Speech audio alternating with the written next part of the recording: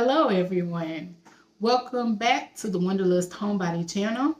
I am Tina Smith and I help people travel the world without breaking the bank through house sitting and figure out how to stay in their dream destinations long term.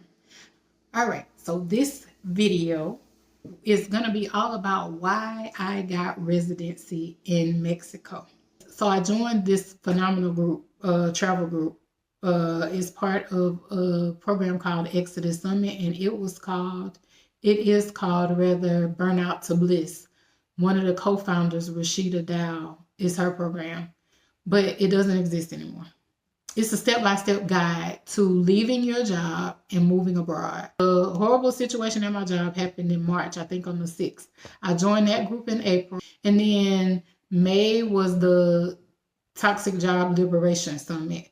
And I was on a house sit then in my favorite city, New Orleans. So I was in New Orleans for 2.5 months. So I was working on all of these things, but still, again, like I talk about the freedom of house sitting, I was still honoring myself and my desire to travel because I left the environment and did something that brought me joy, which was house sitting. And I went to my favorite city to do it. So I had balance through house sitting. That really helped me because there's no way I would have been able to afford to go to New Orleans and stay for 2.5 months if I had to pay for housing. So another huge bonus for house sitting. It was really my therapy, part of my therapy, in addition to, the things that I was doing and the steps that I was taking. So I'm in the program, and one of the requirements is to figure out where you want to go. So my top 3 countries were countries that I had never been to before in my life. Costa Rica was number 1, number 2 was Panama, and number 3 was Mexico.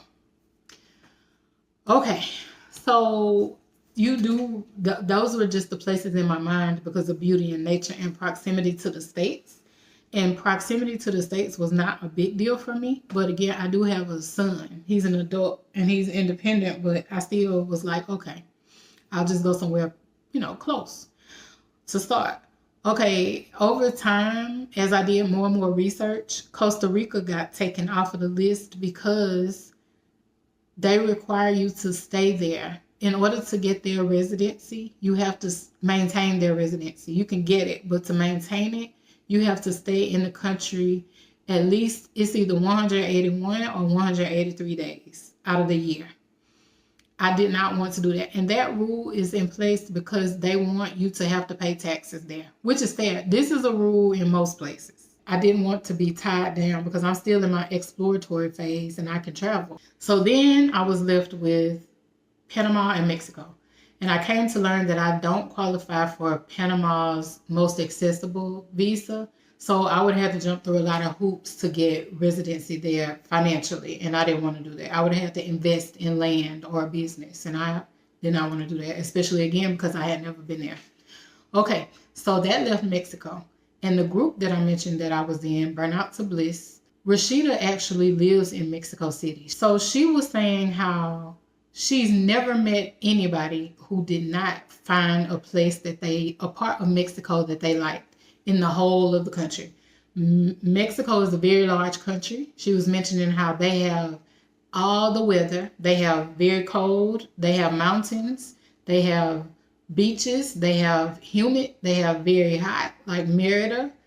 They have every terrain you can think of. They have country. They have city.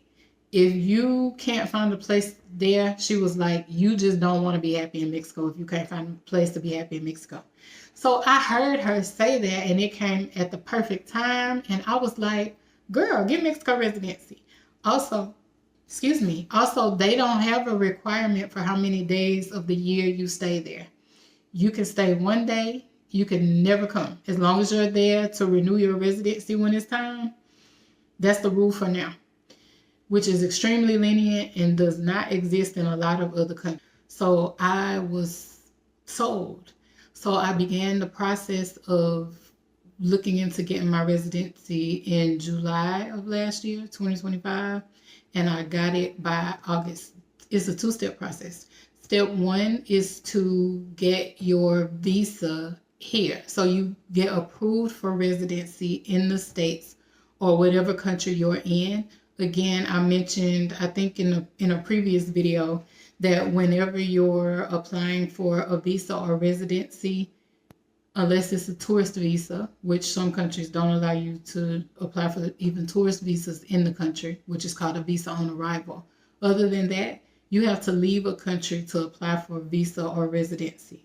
So you begin the process in your country, and they give you a temporary visa that you have to go to Mexico and exchange for the residency card. That gives you 6 months to make it over to Mexico to get everything finalized.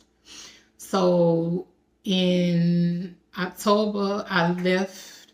I was supposed to be I had planned to exit the United States by October, but my timeline didn't work out like that. But I still took a sabbatical from work. So I left the country. I was in Panama. I still wanted to check it out and see if it was somewhere that I really liked. So I went to Panama on a house sit, and I stayed for like two weeks or so. And beautiful house sit. I had an amazing time. I was in a town called Boquete, and it was amazing. And so I left there, went to Mexico in November, as I said, and I completed the process and got my card, which I will show you. I don't know why I didn't already have it out, but let me get it so I can show you guys. And, that's it. So that's my story of getting my residency, why I did it, and the freedom that it allows. I guess I should talk about that. The freedom that I feel knowing that I can go to another country. In fact, I'll be going to Mexico. I'll be going back to Mexico very soon, and I'm going to take you guys on the trip with me. But the freedom of knowing that I can receive, you guys, the healthcare system is amazing.